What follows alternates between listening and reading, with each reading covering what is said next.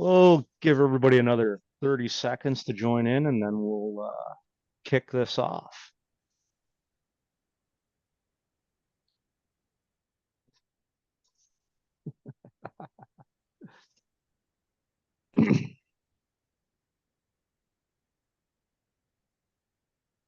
All right, everybody ready? Okay, we'll probably get this show on the road.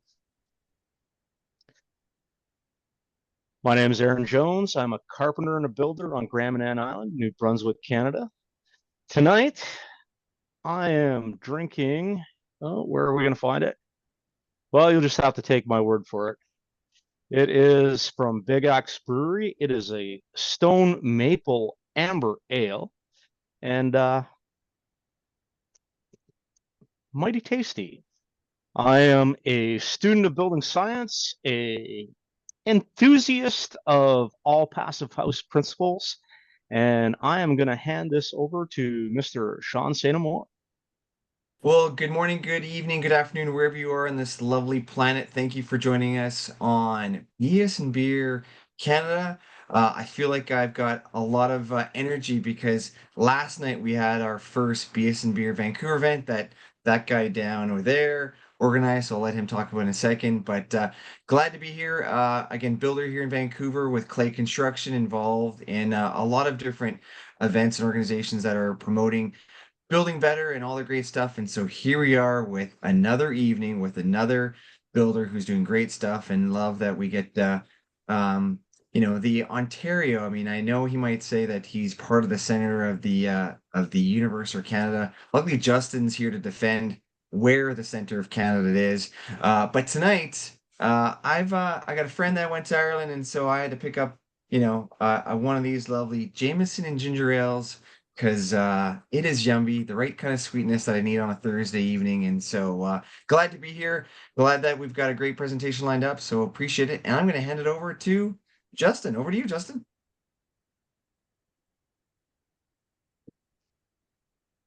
Sorry, guys, a little bit of technical difficulty. I'm hanging out in a rink right now, so I'm winging it. Justin with Element Construction from the true center of Canada, we call it, Saskatchewan. Time zone 7, and yeah, we're focused on high performance building and showcasing what can be done in cold climates with our buildings.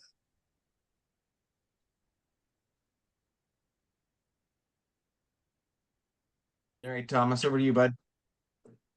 I'm Thomas Bolduc. I'm here in Vancouver, Canada. I'm part of BS&BEER Canada, but I'm also the founder of BS&BEER Vancouver. I own Ultimate Envelope Solutions, envelope company based out of Vancouver. Again, it's all about putting 100-year plus homes in the market and making sure everything that we're building is resilient, is high efficient and performance based as possible for anything to do with construction. Glad to be here. But so today I'm not drinking. Just because I had enough beers at our inaugural meetup in Vancouver here last night. So I'm taking a day off, and I'll be back at it next month. Yeah, you get a lot of H2O today, my friend. It's all good. Right. Just before I introduce our guest this evening, I have to say, what is more Canadian than Justin joining us from a rink? Like, come on. In the middle of the summer, because his kids, at lessons. I mean, this is just fantastic. Oh, sorry, got to do my dad duties because my kid's at the rink, and he's like, I actually just preferred some better air conditioning, so I'm at a hockey arena. So good on you, bud. He's on mute, but really he's saying hose off, eh? Anyways, if you haven't already figured it out, welcome to BS&BEER Canada, and I'm going to introduce our guest, Joel, and he's going to tell us a little bit about getting big performance out of a small envelope. Thanks for joining us, Joel, and I'll let you take it from here. All right, thanks for having me. So yeah, I'm Joel. I'm joining you from Toronto, Ontario, the city that can't deal with natural disasters or natural problems. We had a big flood this week, but we didn't call in the military, so that's the good news. I've got a beer for BS&BEER night. This is one of my favorites. It's a local beer from a brewery just down the road. Actually, I realized today that I was out of beer, so I just biked over to get it. It's called Rush, and it's from Henderson's Brewery. It's a really good Canadian golden ale, they call it. So cheers, everybody. And yeah, thanks for having me. So our company, Laneway Custom Build, we did not start out focused on high performance or airtight homes or any of that kind of stuff. Actually, coming from a framing background up in North Bay, Ontario, shooting nails with a smoke in my mouth, I was not really thinking too much about airtightness. If I had anchor bolts, I was cutting big triangles in my rim board and just slapping it together as quickly as I could, really. Not to say that we didn't do amazing work. We worked for a custom home builder. We were their only framing crew that worked for this builder, and we worked exclusively for him. And did really nice work, really nice homes, but whether I just hadn't clued in yet, or just some of my mentors just weren't really that into it. And also, I think it's sort of something that's been coming up in the past, say, 10 years or maybe more, but I just wasn't really there yet. But started my own business around 2014, and got into doing full laneway houses when they started allowing laneway, like they passed a new law that allows you to basically tear down your garage in your alleyway and build up a brand new laneway house in its place. I'm sure, Thomas, you're probably familiar with this, being in Vancouver, because it's been legal there for a while. And I know, even I'm not sure about Saskatchewan, but I know even in Edmonton or Calgary and definitely some other places in Canada. I know Hamilton has started doing it, and Kitchener as well. So it's definitely something that's becoming more prevalent in Canada, but I just thought I'd mention quickly what it actually is, in case some of you don't know about it yet. And some people don't make the association between laneways and alleyways, so it's kind of the same thing. But yeah, so now we are our focus is laneway housing, right? That's our niche, that's our market. But with the opportunity to build new homes, it seems to us like a no-brainer to do them right. And so we fell in with an architect that was passionate about this and sort of got us up to speed. And I've leaned pretty hard on salespeople as well to learn, and I've taken some courses and just lots of trial and error and testing and stuff. So yeah, it's going great, and I'm happy you guys invited me over to talk about it tonight. I don't probably have too much to teach you per se about building science, because you guys are all obviously experts about that, but I just thought I could touch on some of the challenges that I face with building science from a tight sort of urban perspective. I just have a little slideshow and some photos to show you guys. So I think I'll just load that up.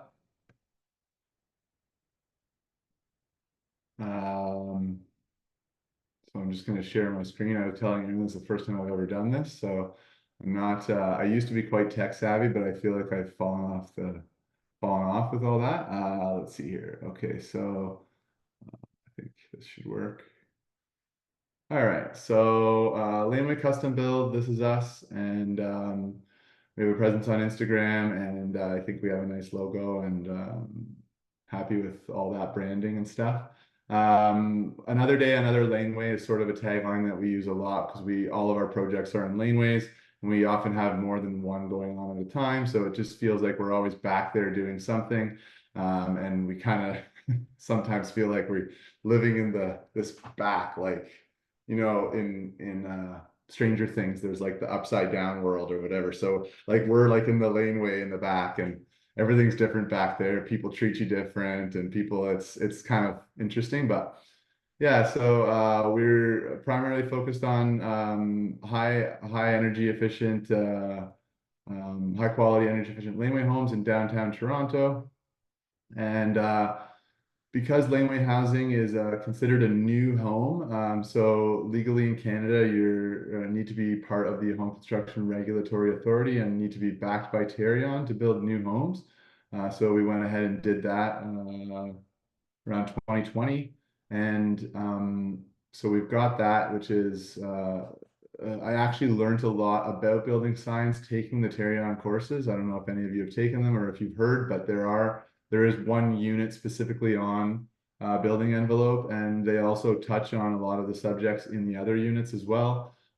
So for me, I mean, it was a bit of a pain to have to take it, but having completed it, I feel very strongly about it, that it's really important, and I really do think that anybody that's building, especially full houses, I feel like you have a duty and a responsibility to be educated, and this is one way to do that. So to hold you accountable. So I'm a big supporter of it.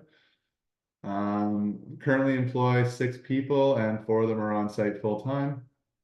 That's usually more in the summers. We usually have like OEAP students or co-students or something else like that. So oftentimes that'll go up to 8. Something's wrong with this one slide. So I found that if I just keep pushing things, it eventually changes. So just quickly, like why you would choose us if you were like in the market for a laneway house. I won't dwell on this too long because we're obviously here to talk about building science, but I feel like if you're talking about building science, the general topic is like sustainability.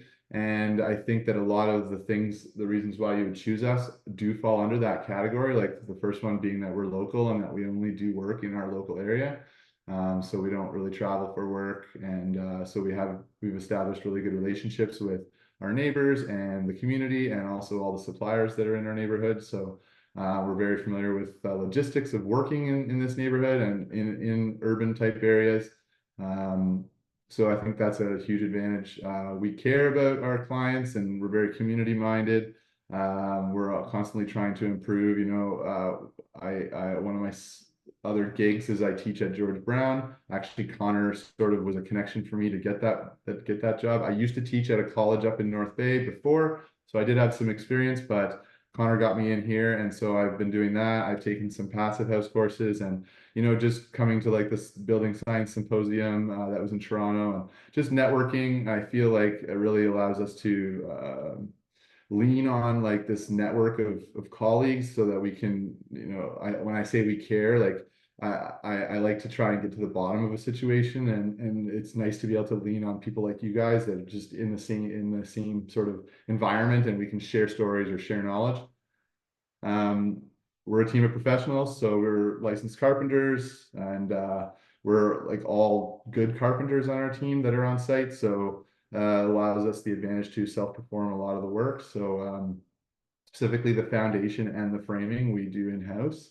That allows us to control milestones, but also allows us to get the structure up in a way that we can control and monitor details. So that's another, I think, very strong point of why you would choose us to work with.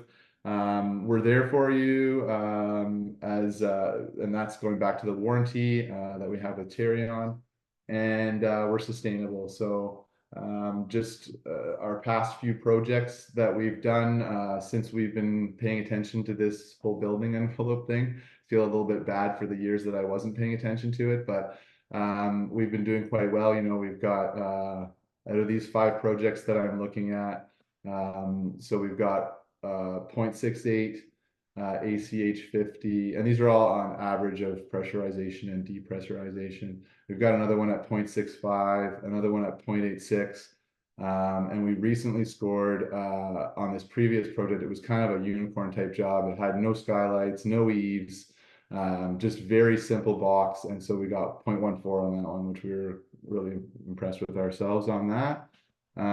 So that's just a little bit about us and why we chose to work in laneways.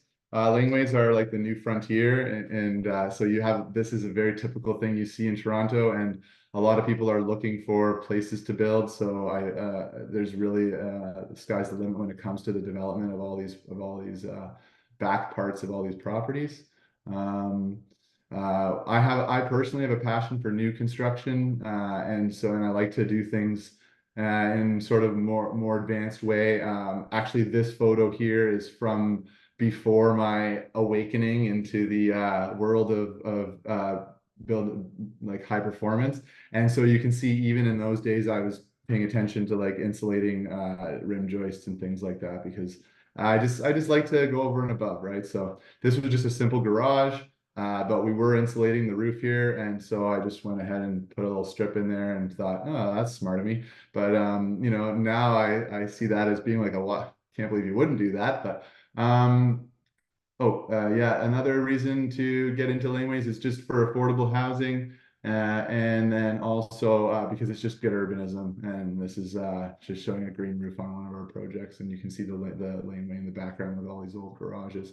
You can see like how many old garages there must be in Toronto, that there's a lot of potential for growth in this market. So our life in the laneway. We've become accustomed to the challenges of working in these tight environments. And so, as I was saying, we wanted to focus on some of the challenges that we've come up with that are specific to building science, just to talk about with you guys. So some of the ones that I want to focus on are, we have a lot of tilt-up walls because of the zero setbacks on our properties. So you can't access the wall after it's been stood up. So the siding has to be put on first, you know, the continuous insulation, the strapping, the siding, all that. We have a lot of flat roofs and canopies, which can be a good thing, can also be a bad thing depending on how you do them. So I've got a few photos and just items to touch on with that. A lot of them have integral garages. So your garage is part of the footprint of your house, and you have living space above. So, you know, if you think about that, you often will think about Mike Holmes cursing some contractor because they didn't put spray foam under the bathroom or whatever. But for us, it's more just about protrusions and trying to get everything that's going through the garage or from the garage to be airtight. And so that's been a major challenge. And then also just about the HVAC systems, that it's always a challenge to try and fit, like, you know, 10 pounds of shit into a 5-pound bag kind of thing. So that's always a challenge as well. Am I going too fast, or is this good, or okay? So for tilt-up walls, with the, like I mentioned, with the tight lots and the zero setbacks, we're faced with challenges to get the structure up. One maneuver we use is we call it a tilt-up, but it's like pre-cladding the wall basically. One story is no big deal. We've done lots of those where it's just one story side to put it up. But when you get into a 2-story house, then you have the issue of the rim board and how to connect the walls, and also just the sheer size and weight of it as well. So this was this is my record tilt up that I've ever done. This is the biggest, heaviest wall we've ever done. This is, you guys can see my pointer, right? Yeah. Okay. So, this dimension here is 33 feet. This is a 10-foot wall. And then unfortunately, unfortunately for this project, so a little bit of backstory. This neighbor is totally against laneway housing, like to the core, like against it. And he actually wants a new fence, but would not let us tear down this fence in order to build our laneway house because he's against laneway housing, right? So this fence had to stay. So we had some challenges. We had to pre-clad this wall.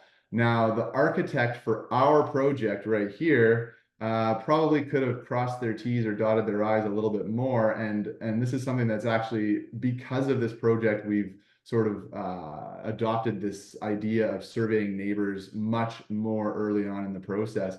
Because if we had known that this neighbor was going to be such a problem, we probably would have put the stairway on this side of the building, right? And we would have just flip-flopped everything. So the kitchen would have been on that side, the stairs would have been on this side, and we would have never had to try and attempt this crazy situation where we're actually building a rake wall in our tilt-up wall because the stairs have to go beside it, right? So this was a crazy situation that might have been avoided by a little bit of, like I say, surveying the neighbors. But anyways, we were left with, you know, we have our permit, we have our drawings, we kind of have to move forward. So we took on the challenge to build this huge wall. So this is 21 feet to the top here. And so this is a 2x6 wall. We're fully sheathed, insulated with 2-inch EPS.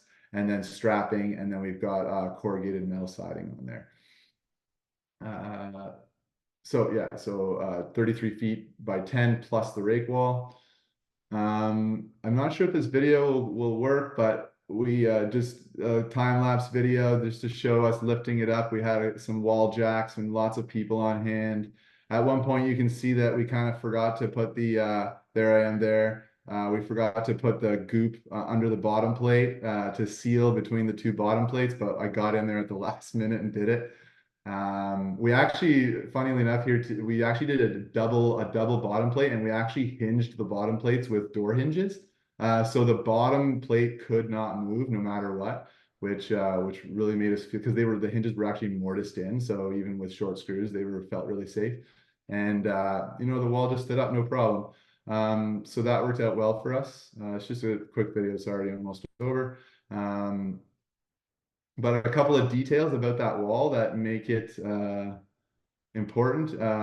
So I just did a couple of zoom ins here, but the rim board is there. We had to pretend like the floor existed, and that was really the only way to do this. Is the rim board's already installed there, and you can actually see it here. We used an LVL rim board instead of a regular rim board, and we actually let it into the double top plates. We got permission to do like a 2x4 as my second double top plate, so it was kind of nailed in there quite well. So we were trying to avoid the hinge point, but it actually was still too hingy, if you want to call it. So we ended up, you see this 4x4, that structural screw to the stud, and we had to put in a couple of those as outriggers to mount our wall jacks to, just because this rim board was a bit of a hinge point. But really, without doing that extra step, then there was really no way to seal the connection between the upper floor and the lower floor. So sort of came up with this on my own because the architect wasn't really helping too much. So this is how we ended up doing it is, so you can see here, we've got our double bottom plate, and then we've got our level 1 wall. Whoops. And what we did was we put the rim board on. So this is the rim board, and sort of my aha moment was to keep the siding lower than the top of the wall. And that was what was going to allow me to do a proper overlap. So we kept the siding low, and we actually capped it off with a drip cap that went right up and taped this off nicely. That way we could come back and do all of our joists.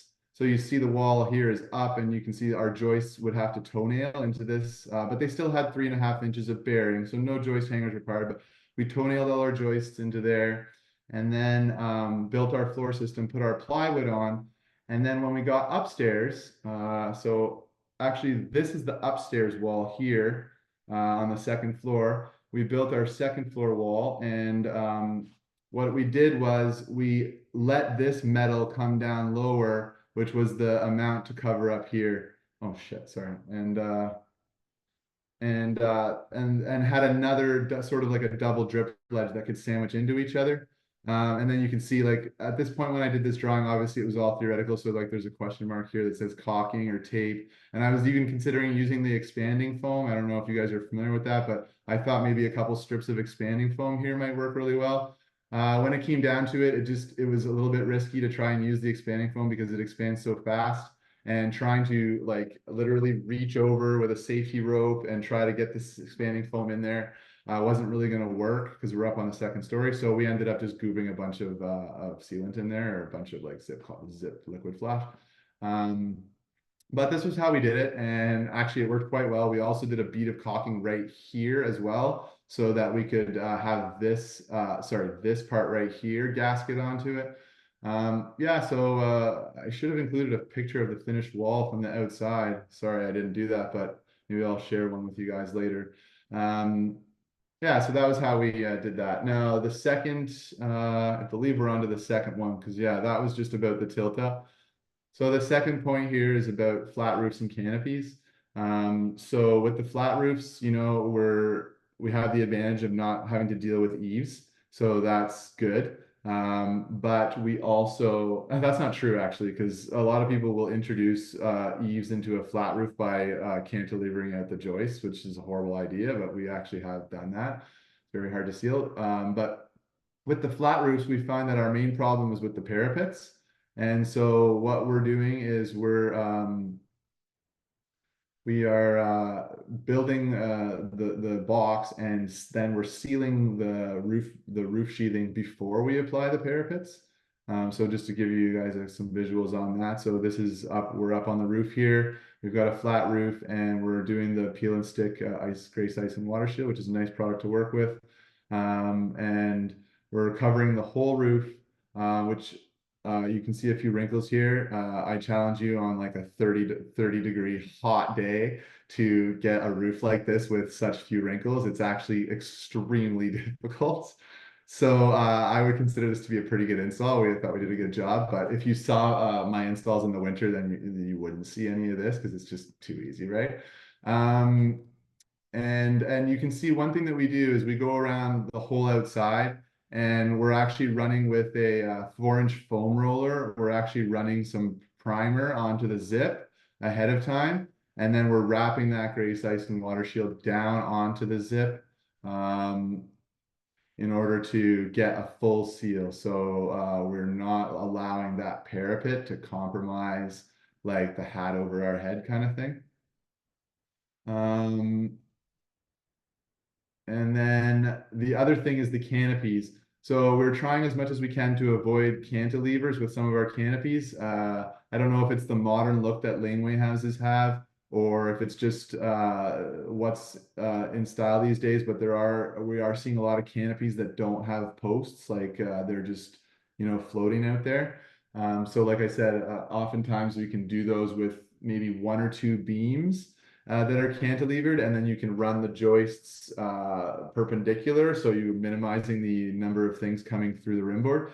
In this specific example, we actually are using Triforce joists here. So the engineer allowed us to just laminate some 2x6 to them. The 2x6s, you can see, might look a little dirty because we reuse our form boards as much as we can. But this is sort of a bit of a few steps here. So here we've just got the rim board kind of notched out. And did I get these in the wrong order? Okay, sorry. This one was supposed to be the second one. So the second one's here where we've wrapped our header wrap.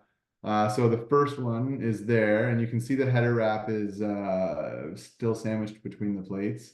But here we've wrapped it up and we've taped it with the Vanna to each individual joist. And then this was supposed to be the third photo where we came in and put the zip sheathing in and notched it around all the joists. And then the fourth and final photo here shows the tape on the joints and also the Prosoco like air dam. You can't see it very well because it matches the green of the zip, but we put the air dam around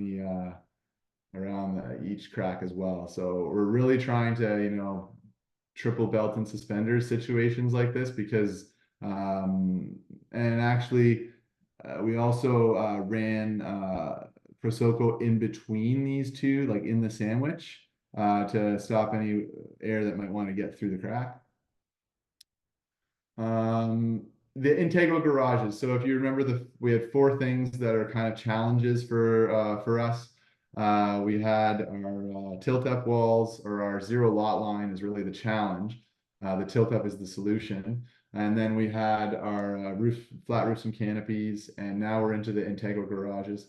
So here, this photo is taken in the garage, but you can see this is the stairway to get upstairs. We actually have a staircase in this case that we're in this situation where we have a staircase that we're trying to seal around as well.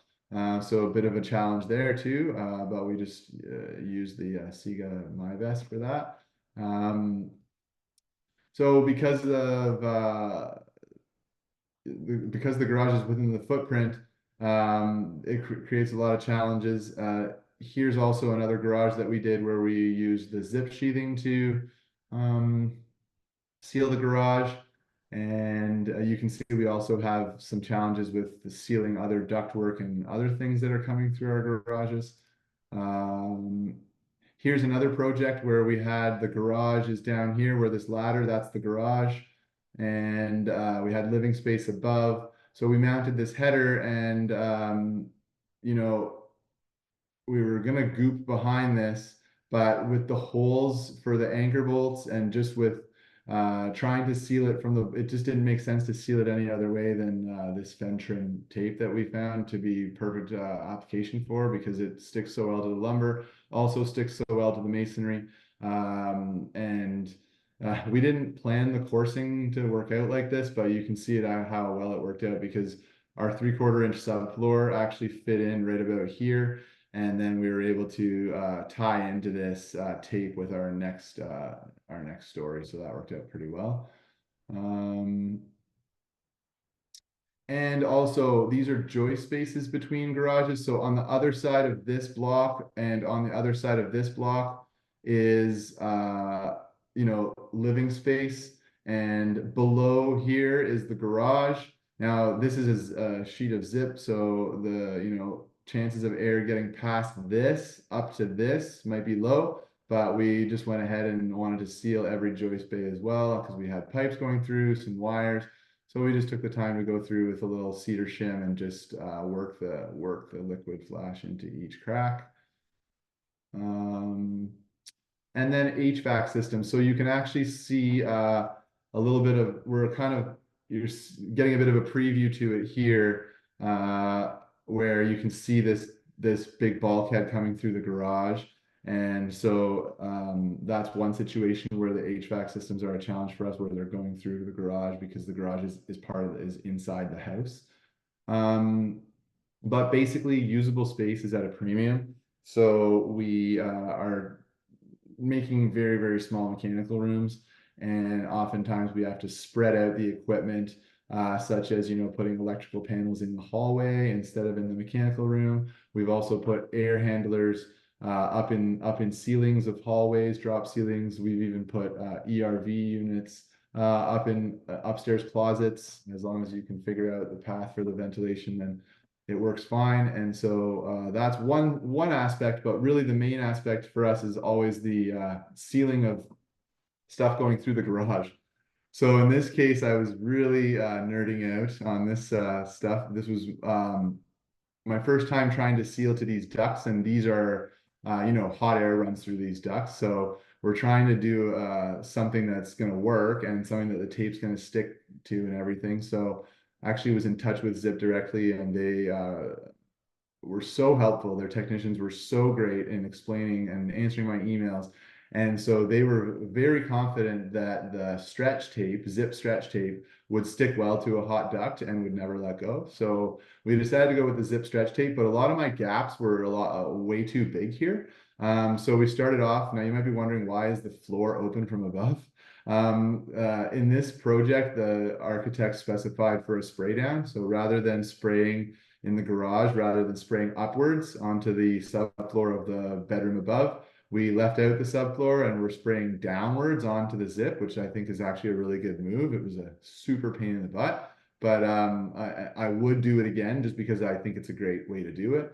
It also allowed us access to all of this, which was nice, to afford us the ability to run wires and also seal this stuff. So these ducts here, I was able to access from above and below. So I can show you what I did. Was I got some scrap Zip, and I just had my compass or whatever, and I was cutting circles. You can see, do you see in the picture? Anyways, there's a jigsaw somewhere in this picture. So I cut out my holes and cut them in half.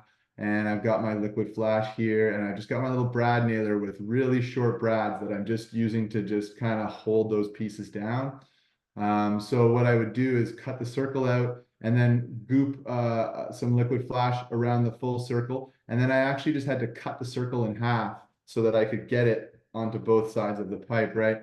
And so from above, when I was done, it looked like that. And I had to get a little creative with some of my cuts. Just one sec. Hey, my wire fell out of my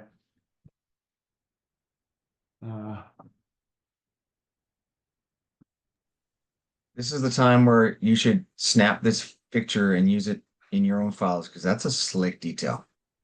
That is simple, but so efficient. And again, a true craftsperson here at work. So great stuff, Joel. Thanks.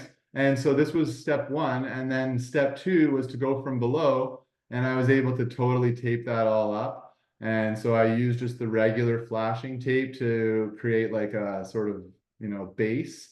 And then I used the zip stretch for around the bends. And not only did it stick so well, but as you know, because it's stretch tape, it did such a nice job working around these rounded corners that it's just like, when I was done, I was just like, you know, wow, like it was just like so good. So I was really happy with that. Yeah, and so another one of our taglines, working hard in small spaces. That's basically what we do. A lot of the hard work goes into the building envelopes. But you know, just to touch on a few of the other challenges we have working in laneways, basically everything's a fight. You know, we're fighting for access. We are having to service the house ourselves. You know, we're not starting out with water or sanitary or anything. So we're excavating or running servicing. We're doing the foundations. Ooh, not foundations. um, and framing and the staging and the deliveries. So not to minimize, these are actually a lot of these challenges are actually more significant than some of the ones that I've reviewed tonight, but they're a lot less fun to deal with.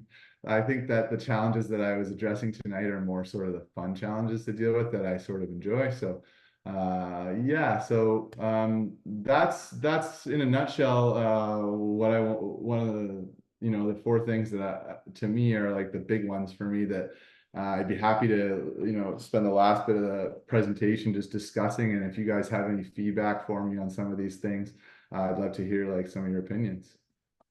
Um, just throw it out there. Maybe if you could let some of our viewers and listeners know what type of what's the typical square footage on some of your laneways? Because I Oh, don't think people really appreciate, you know, how much you're packing into a small space. And I think if you share this, it's really going to blow some people's minds. right. Yeah. So they're generally like, there's a max size. Uh, 10 meters is the length. So you'd be, if you were maxed out, you'd be 32 feet. But I've done them as short as like 24 feet. And then the width is dependent on the lot. I've done them as narrow as 16 feet on the outside. So like 15 on the inside or even a little less. And then I've done them as wide as about 24 feet. Averaging, you know, around 550 to 620 or something per floor, about. Some of them are a little more, some are gonna be pushing 700 or whatever per floor, but yeah, they're pretty small. But they're everything that's in a big house, they have it, and it's asking you to do it on a smaller scale and a tighter space. And and not to mention the added challenge of doing well on your blower door test as well, because of the ratio, right, of the surface area to volume, makes it a much more of a challenge for me to do well on a blower door test than it would for somebody in a bigger project. Yeah, when you talk about hitting like the 0.68, I mean, like you're talking, that is a small hole. So absolutely. So, you know, great stuff. And on that, are you typically, is it like a one bedroom or does it change between two bedroom, one bedrooms, and then you know, just a big open space where they might have a Murphy bed? Yeah, exactly. Like some people, that's all they want is they just want like a garage with like a loft above, right? So it's like the most minor little kitchenette with a little bathroom and then like a pool table in the middle of the room for the kids, right? Uh, but it has to be called a laneway house because you're not allowed to build a two-story garage. Gotcha. But in terms of like actual living space or bedrooms, most people would be shooting for two bedrooms if they can for sure. Yeah. I've done one with three bedrooms. It was a nice lot, so they were able to do the three bedrooms. And yeah, I mean it's I would say half income property stuff and half is multi-generational stuff that we're doing. Um, for us, the multi-generational is a much better client because of our focus on the high performance and just the extra budgetary requirements that come with that, you know, for some of the people that are looking to build a laneway house as like kind of a basement apartment in your backyard kind of thing, like just a way of bringing in some income, then those clients aren't quite as well suited to us. But yeah, like the multi-generational thing is actually quite it's more, I think it's more than the market or the industry expected. Like I think there was originally a lot of talk about this helping with affordability of housing, and there was a lot of talk about it being like helping with the stock, like densifying and helping with the stock of available rentals. But we're finding that a lot more of the case is that, you know, the parents are either building their kids a house in the backyard, or, you know, the kids, the kids might be paying it for themselves, but like, you know, they're either building a house for the kids, or the kids are going to be moving into the main house and the parents are moving out back into a nice new laneway house, kind of downsizing, but they're still in their backyard, right? So yeah, so 2 bedrooms works nice for that. Yeah, I mean that's so important, right? Because I mean a lot of times people will be living in these homes and you build your kind of life around a community and it's location, location, location. And so putting that space in the backyard now means when you're thinking about daycare and all these like family aspects and the multi-generational lifestyle just makes it so easy to just, you know, keep the family going for longer and just having that you know, that family aspect. Something that I think we've gotten away with after, you know, the whole World War II and just suburbs and the sprawl. And yet in Toronto, where you've got these great opportunities, I think it's just it's great what you're doing. So very intriguing to see what you've done with your market. You know, Vancouver, you're right. I mean, we've had Small Works and Lane Fab kind of really push the laneway movement here in Vancouver, and we've got various builders that are doing new builds or adding it on, and the fact that you've been able to turn it into some very viable business and keep your guys busy. And so yeah, so when it comes to like the permitting process, what are some of those delays and how is that permitting process? Because of course, for you, that's the real driver to your pipeline is if the city can, you know, kind of move those drawings and permits through the process, the more you can figure out your pipeline because you got a lot to manage, especially when you're trying to figure out how to get materials to and from these job sites where I'm sure those laneway type details are like, okay, how do we get smaller vehicles into these spaces to make it worthwhile? Because there's lots going on those laneways. For sure. And now that we've got a few of these projects under our belt, so 1, 2, 3, 4, 6. So we're on our 8th laneway house right now. And Awesome. I feel like we're really starting to get a sense for what details we want to go forward with and what doesn't work for us. Whether it be building envelope reason or a building science reason, or whether it just be logistical reason for, you know, getting the thing built in a laneway, constructability or whatever. I feel like our business will definitely be moving towards, you know, I don't want to be like stuck up or whatever, but like we're moving towards like this is the way we build it. This is the only way we build it, and so as soon as we start to do that, then it's going to be a little bit difficult to be working. Well, I mean, I can always find like an architect. I say this all the time. People laugh, but architects are just subs, right? That's all they are, right? So, but I could find an architect to obviously draw the drawings as I would want them. But I really feel like a really big next move for us is going to be to design them in-house, because we're at the point now where as soon as we land a project, I'm reaching out to architects right away and saying to them like, has the structural engineer done any work yet? Because if they haven't, hold on a second, you know? And so, yeah, so I feel like that's going to be a big step for us in the future in order to just be able to really take all these little learning experiences from each project. Like our last project, we did ground screws for the first time. And like never doing it another way, unless of course I would do it another way because money, right? That's my business. Yeah, But of course. I don't want to do it another way by choice. It went so well, and even just the amount of concrete used was less, and it's just a slick system, right? So I've also had the opportunity to try systems that I thought were slick and didn't work so well. Have you guys ever seen or heard of the Legolet ICF system? Yeah. So that's a slab ICF. I actually didn't hate it, but compared to a grade beam with ground screws, like there's no comparison. So Yeah. it's nice. It's nice to try things out. I think with the niche that I'm in with new construction, I get the opportunity to try things out like this that you might not get doing renovations. So I feel very fortunate to be in the market that I'm in. Well, what's nice too, when you're looking at your model, I mean, now you've got those 8 projects that you put for, like, you know, the true costs because they're your costs. And so to be able to take that to the market and say, like, we could build whatever you want, but like, we've done this, this works, here's our price, take it and go. You'll probably get what you need out of it because the configuration of 1 bedroom here or there, you know, unless you get some more of those disgruntled neighbors that don't want some of these things and make it more challenging. But sounds like you guys have had a good fight in all regards of the learning curve and everything else. It's pretty exciting.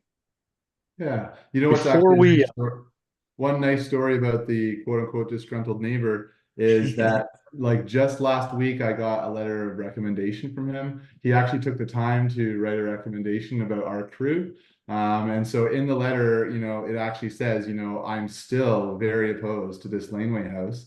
But he wanted to take the time to say how well of a job we did and how, like, you know, it couldn't have, for a job that, for something that he was so dead set against, it couldn't have gone any better from his perspective. So so we're winning over the neighbors as best we can, which I always put a very huge importance on. Like, I think if the neighbors of your projects are your references, then I think then you're doing something right.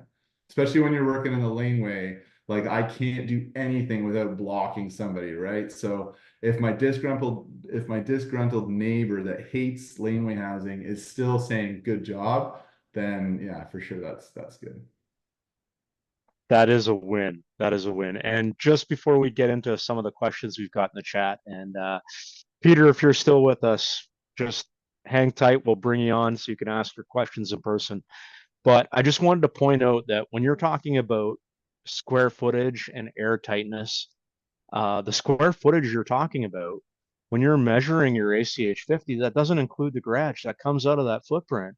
And that takes that square footage number, that volume, down an incredible amount. We don't do huge builds. Our typical footprint is about 30 by 32. So I understand a small envelope, but yours is. Yeah. So kudos to you. The smaller it is, the harder it is. And I just wanted to emphasize the fact that there's a single car garage in that square footage, and that changes the dynamic of that air tightness incredibly. Thanks. I don't know if Peter's still with us, but he had a few questions. There's Peter. I'm still here. Just wondering, what type of flat roof finish surface do you prefer to apply? Oh, for the flat roofs, we've just been using the modified bitumen, the 2-ply modified bitumen. Yeah, seems to work great. But one thing that I actually left out of the presentation, but we almost always do, is we do a sloped roof package depending on the budget, we'll be using polyiso, or we've actually used the top rock or the mineral wool as well. And if you're not familiar with it, then it's like a sloped insulation package, so they can introduce valleys and slopes, and it all comes as a big puzzle kit, and you just follow the instructions and just put it all down, and then you just torch your membrane right onto it. Yeah. Been there, done that 30 years ago. Yep. Yeah. Peter, I was gonna say, Peter, I was surprised you currently actually living said in flat Oshawa, roof. but my work was in Etobicoke at Dundas and Kingsway. That's where, but now I'm out in Oshawa. But yeah, It's been a while. That's why I'm asking. And are you on to battery electric compressors as Um, opposed to gasoline compressors for your nail guns? oh, I don't have a gasoline compressor.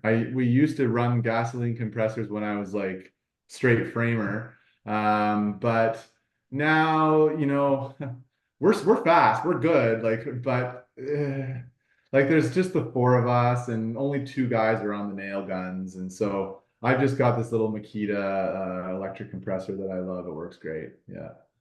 Yeah, but we also run I have the pass load guns that run on the butane. Those are very reliable in the winter. So those are great. Yeah. Just keep the butane in my breast pocket. Yeah, that's it. Peter, I gotta bug you though, because again, we're Thomas and I in Vancouver. We don't have flat roofs. They're a minimum 3% roof because water flows. So yeah, so call it a 3% roof just to make Oh, okay, it okay. sound better. Yeah, No, no, I no, can no, call it that too. Joel, So you're fine. I'm just bugging Peter because he's a roofer, so he knows better not to call it a flat roof because flat roofs get us in It, trouble, folks. it has a minimal slope. yeah, Yes. our minimum's 2%. So we're a little bit less than your No, 3%.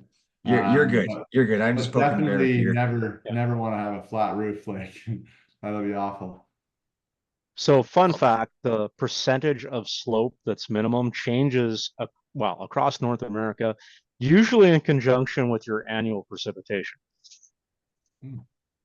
Do you know the percentage of slope that head flashing is supposed to have? Ooh, I prefer 7, Ah, but most places it's 5. But 7 being more than 5 is more better. yeah, exactly. I've got my code book right here actually because I was looking this up today. So in Ontario, in the Ontario Building Code, we have a slope of not less than 6%. And so I was doing the math on that, and 6% works out to like 3.4 degrees. So if you're bending your flashing at like 94 degrees, you're safe. Yeah, it's Hey, funny because you consult the National Building Code of Canada, it'll tell you one thing. Ontario's another, BC's slightly different again. And I'm not sure what gigantic tomb Thomas is in right now, but he's in it. he's going to show us the title in a minute. Yeah. So, but why would a head flashing have to have 6% and a flat roof 2%? Because the flat roof is so much longer and so much wider, and they're saying that the flat roof only needs 2%, but this little head flashing that's probably only 2 inches depth. Why does it have to have? I'm not disagreeing. Like I think 6%, like 94 degrees, who cares? It's only 4 degrees. But I'm just saying it seems like a discrepancy to me that you would allow this massive thing with surface area and with overlapped seams like a flat roof has, to have a less slope than a head flashing. So the reason that is there, honestly, is how often have you seen a head flash that is backsloped? Yeah, you're right. It's okay. You're right, because even if they're installed improperly, then something with a minimal slope could get back sloped.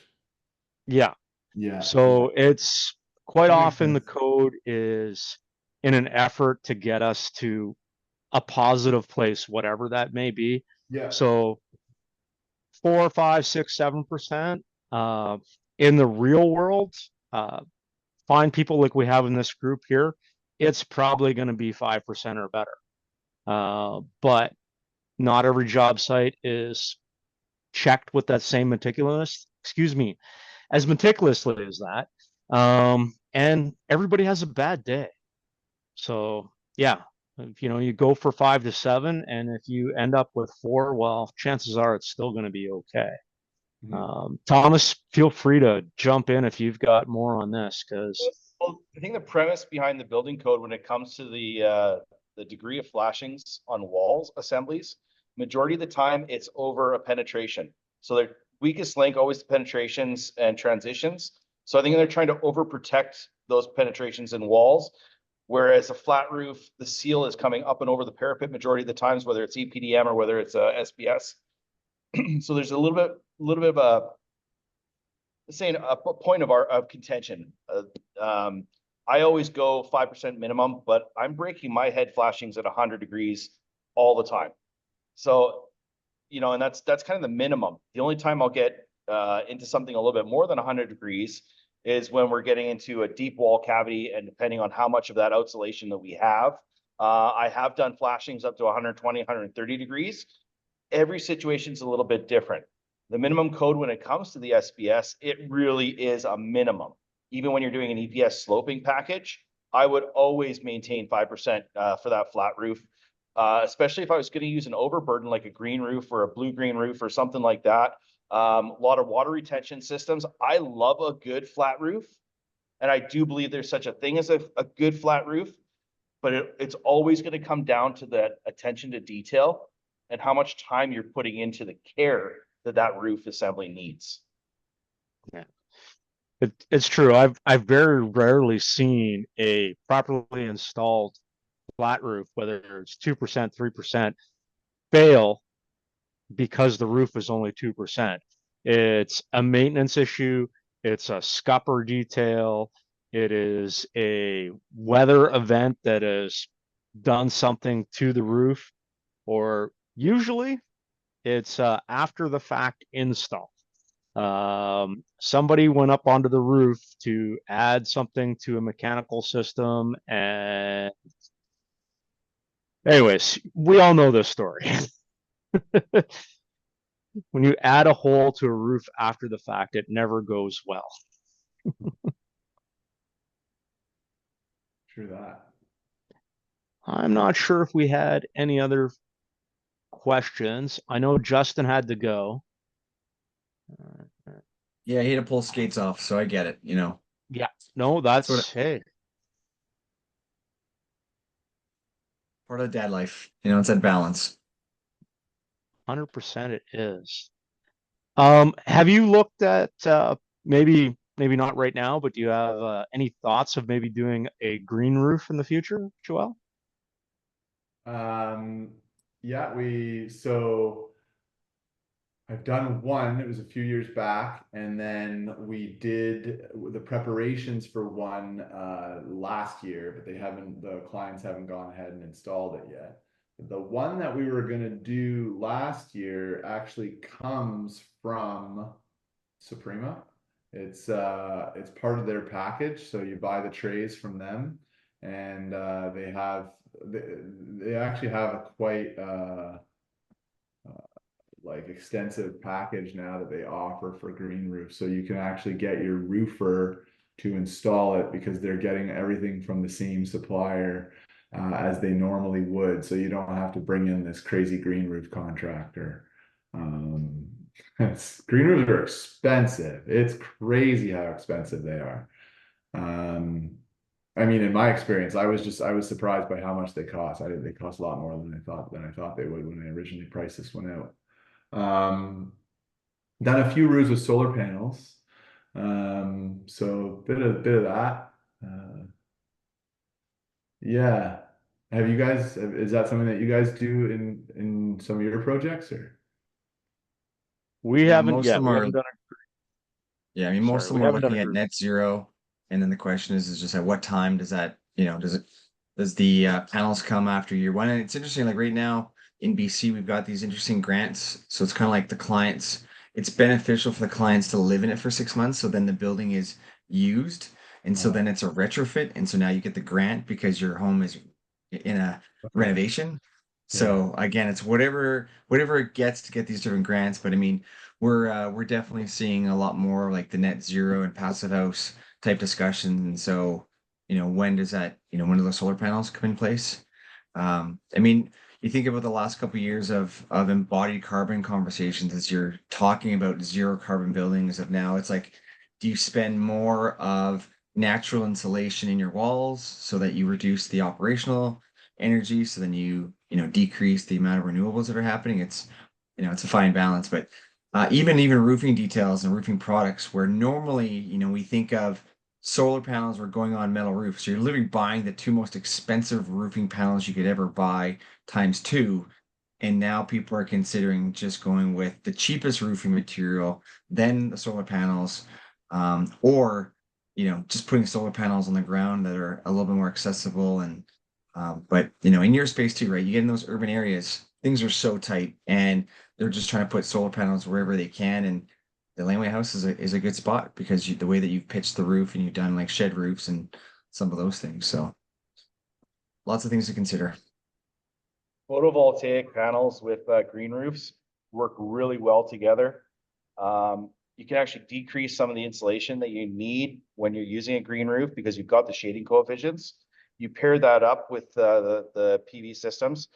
It's almost an untouchable assembly when it comes to trying to offset some of that cost in the roofing as well. What you're saying too about the cost of the green roofs,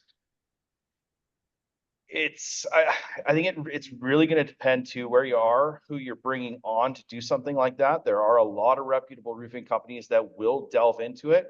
I know that we deal with green roofing design on a few projects. It's one of my personal interests. I really enjoy that kind of stuff. I've done a lot of thesis work with some of the graduate students in the master's program for building envelope science here in Vancouver. Designing, it actually kind of led to the purple roof, but we were doing blue and green roofing assemblies and basically gathering data on the assemblies. So if you're ever looking for comparative costs to what it would take, across Canada for installing some of these green roofs, I've got a lot of data on it. So you can always give me a shout. I'd be happy to share that with you. Thanks. Well, I think on that note, we should probably wrap this episode of BS&BEER Canada up. Another great session. Another It's great coming up, eh? August 26th. All right. countdown is on. I'm gonna get my submissions ready. Absolutely. I'm sure you got some beauty details from what the stuff that you guys are doing. Yeah. Oh, just before we close this out, Joel, if you happen to get a picture of where your two flashings come together on that upper and lower wall, post it up, tag BS&BEER Canada, and we'll make sure we do our best to share it. Yeah, I great. think that's an interesting detail, and it was great problem solving on how to deal with, well, making the best of a situation that wasn't perfect. That was well thought Yeah. out, I thought. Yeah, thanks. I mean, at first I couldn't figure out what to do because if I brought my siding right up and then built my other wall, I would have had this no, like dead zone that I would have never I would have had to ask the disgruntled neighbor if I could please set up a ladder in your yard. Like that would have been my only choice, right? And so yeah, we really were trying to avoid asking him that question. So Yeah, you thanks. almost got in the situation where you had to ask for forgiveness, not permission, just because you needed to get it done. Yeah, So exactly. sounds like he was going to, there'd be a fine incorporated into that decision. So good on you to sneak it out and get it done properly. We did not I mean, want to go it's over a there. Like, yeah, when somebody says that when somebody challenges you, oh, I'm not going to let you do that, then you really don't want to ask, like kind of thing. So we were even joking around about building a bosun seat or whatever to try and get down off the side. And like a window washers type of seat or something, but we ended up not having to go over there. So that was good. Actually, You the might have reason we got had in to go over trouble there for was to being in clean his up after the flat airspace. roofer. Oh, well, thank you very much, Joel, for giving us a great little insight into what it takes to build a great laneway home. And hopefully we'll get you back on someday after you've got a couple more green roofs under your belt, and we can talk about that. Yeah, next time I'd love to be talking about how my details are working out as opposed to how I'm making other people's details work with what I have.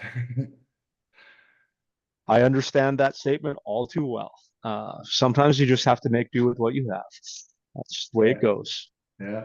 All right. Thank you, everybody. And that's a wrap. Cheers. Thank you very much.